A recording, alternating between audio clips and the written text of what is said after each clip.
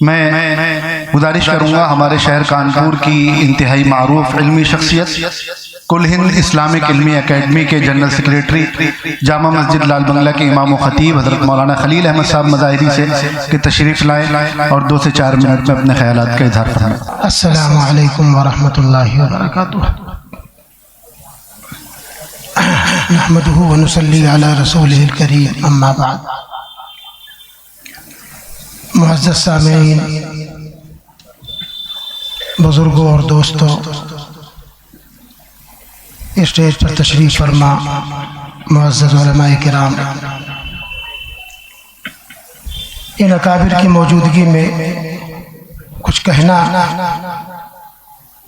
بے ادبی تصور کیا جا سکتا ہے، اور میں تو صرف سامع بن کر کے آیا تھا، اچانک یہاں اعلان ہو گیا۔ بہرحال اکابر علماء کرام کو آپ کل کی بلکہ پرسوں سے سماعت فرما رہے ہیں، اور اپنی موضوع کے نوعیت کے اعتبار سے شاید اس کے تمام پہلوؤں پر مکمل اور مدلل روشنی ڈالی جا چکی ہے۔ جتنے ضال اور مضل فرقے ہیں، شاید آج کے اس عنوان میں ان سب پر کسی نہ کسی انداز میں روشنی پڑ چکی ہے۔ جناب محمد رسول اللہ صلی اللہ علیہ وسلم کا نبی ہونا اور آخری نبی ہونا اتنا معروف و مشہور ہے، ضروریات دین میں سے ہے، اور ضروریات دین کہتے ہی اس کو ہے کہ جس کے بارے میں خود نہیں، اپنے نہیں، بلکہ دوسرے بھی یہ جانتے ہوں کہ مسلمان اپنے نبی کے بارے میں یہ کہتے ہیں اور یہ مانتے ہیں۔ تو ہمارا ختم نبوت کا عقیدہ ضروریات دین میں سے اس طرح سے ہے کہ ہم تو جانتے ہی ہیں،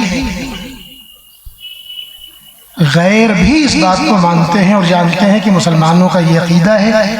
کہ جناب محمد الرسول اللہ صلی اللہ علیہ وسلم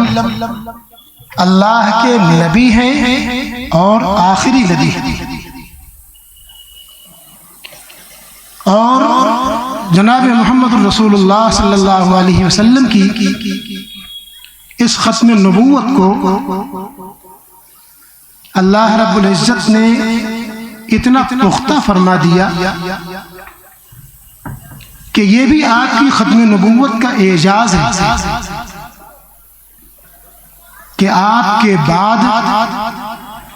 کوئی شخص ہمت نہیں جٹا سکا کہ وہ خالص نبوت کا اعلان کر سکے۔ خالص نبوت کا اعلان کرنے کی آج تک کوئی ہمت نہیں کر سکا۔ ذلی، بروزی، عطائی، خطائی، نہ معلوم کن کن ناموں سے اپنے آپ کو جاننے کی اور جنوانے کی کوشش کی، لیکن مکمل اس بات کا اعلان کہ میں نبی ہوں کوئی نہیں کر سکتا۔ یہ جناب محمد الرسول اللہ صلی اللہ علیہ وسلم کی ختم نبوت کا اعجاز ہے۔ کیا شکیلی اور کیا پرویزی اور کیا قادیانی، میرا خیال یہ ہے کہ ان میں سے کوئی بھی اس لائق نہیں ہے کہ اس کو منہ لگایا جائے، ان میں سے کوئی تذکرے کے لائق نہیں۔ اس لیے میں کہتا ہوں بار بار، کل بھی میں نے اشارتاً یہ بات کہی کہ ہم تحفظ ختم نبوت اور ختم نبوت کو تو بیان کریں گے،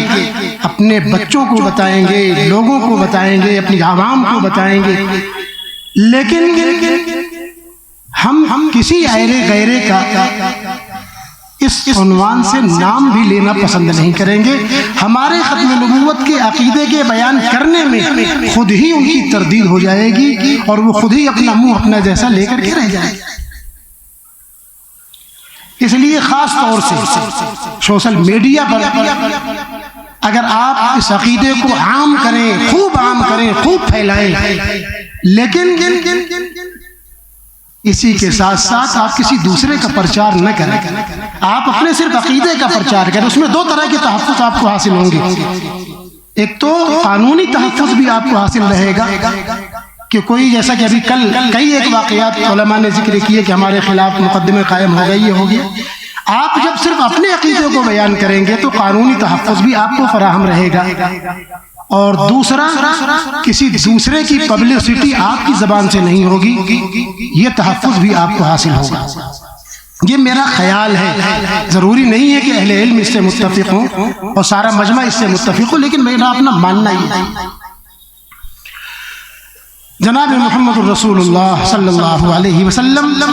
آخری نبی ہیں، آخری نبی ہے اور آخری نبی ہے، یہ عقیدہ اہل علم کے درمیان اتنا منقع اور اتنا واضح طور پر قرآن و حدیث کی روشنی سے سامنے آ چکا ہے، بیان کیا جا چکا ہے کہ اس میں کسی دروازے کی کوئی گنجائش باقی بچی نہیں ہے۔ ہاں، یہ دو چیزیں، ایک حضرت عیسیٰ علیہ السلام کا نزول اور دوسرے حضرت مہدی کا ظہور۔ حضرت مہدی پیغمبر نہیں ہے، ایک بچہ ایمان والوں کا جانتا ہے کہ حضرت مہدی پیغمبر نہیں ہے، پیغمبر کے امتی ہیں، جناب محمد الرسول اللہ صلی اللہ علیہ وسلم کی نسل میں ہے کہ امتی۔ بہت سے لوگوں سے جب سابقہ پڑھا، ایک میں نے شاید اس کے پہلے بھی ذکر کیا تھا، ایک صاحب نے جب ان سے بات ہوئی، نوجوان تھا، متاثر ہو گیا، بہت بری طرح سے متاثر، توبہ کیا ہے اس نے، لیکن مجھے آج تک یقین نہیں ہے کہ اس نے توبہ کیا۔ میرے رابطے میں ہے، مسائل پوچھتا ہے، میرا خیال ہے کہ مہینے دو مہینے میں ایک آدھ فون اس کے آ جاتے اور دینی مسائل پوچھتے، لیکن مجھے لگتا ہے کہ ان دینی مسائل کے پوچھنے کی وہی نوعیت ہے جو شیعیت نے بیان کی ہے۔ شیعیت نے یہ کہا ہے کہ اہل سنت ہمارے افراد اگر کسی ایسی جگہ پر ہوں کہ وہاں مسئلہ بتانے کے لیے کوئی مجتہد موجود نہ ہو تو مسئلہ کیسے معلوم کیا جائے؟ تو انہوں نے ایک فارمولہ یہ اپنے عوام کو بتایا کہ اہل سنت والجماعت کے کسی عالم سے مسئلہ پوچھ لیا جائے اور جو مسئلہ وہ بتائے اس کے خلاف کر لیا جائے۔ یہ فارمولہ بنایا انہوں نے کہ ہمارا اپنا آدمی کوئی مسئلہ بتانے والا نہیں ہے تو اہل سنت والجماعت کے کسی فرد سے مسئلہ پوچھو اور جو وہ بتائے اس کے خلاف عمل کر لو، یہ سمجھو کہ شیعہ مذہب یہی ہے۔ تو مجھے لگتا ہے کہ یہاں پر بھی اگر مولانا میرے سر پر کھڑے ہیں، لیکن بعد میں سمجھتا ہوں میں مکمل کر دوں کہ یہاں بھی مجھے کچھ ایسا ہی احساس ہوتا ہے کہ وہ مسئلہ ضرور پوچھتا ہے لیکن اس کے بھی دماغ میں کہیں نہ کہیں کچھ اسی طرح کی بات چل رہی ہوتی۔ بہرحال تو میں اس کی بات عرض کر رہا ہوں کہ میں نے اس سے کہا کہ میرے محترم، جب اس طرح کا کوئی فرد تمہارے ساتھ سامنے پہنچا تھا تو کسی سے تو ذکر کیا ہوتا، ٹھیک ہے تم اپنے مدرسے محلے کے مسجد کے امام سے تم نے ذکر نہیں کیا، کسی عالم سے ذکر نہیں کیا، تم اپنے گھر میں اپنے ماں باپ سے تو کم سے کم ذکر کرتے کہ میرے پاس کوئی شخص آتا ہے اور اس طرح کی بات کرتا ہے۔ تو کہنے لگا ابا سے بتایا تھا۔ میں نے کہا ابا سے بتایا تھا لیکن ابا سے نوعیت جاننے کے لیے نہیں ذکر کیا تھا بلکہ تم نے ابا کو متاثر کرنے کے لیے ان سے ذکر کیا تھا۔ تو ہنسنے لگا۔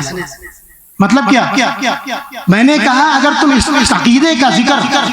کرنے لگے، وہ پڑھے لکھے نہیں، میں نے کہا پھر بھی اگر تم ان کے سامنے اس عقیدے کا ذکر کرتے کہ اس طرح سے کوئی آ کر کے ہمیں بہکاتا ہے تو مجھے یقین ہے کہ مسلمان کے گھر میں پرورش پانے والا کوئی بھی فرد ایسا نہیں ہے کہ جس کو یہ بات معلوم نہ ہو کہ جناب محمد رسول اللہ آخری نبی۔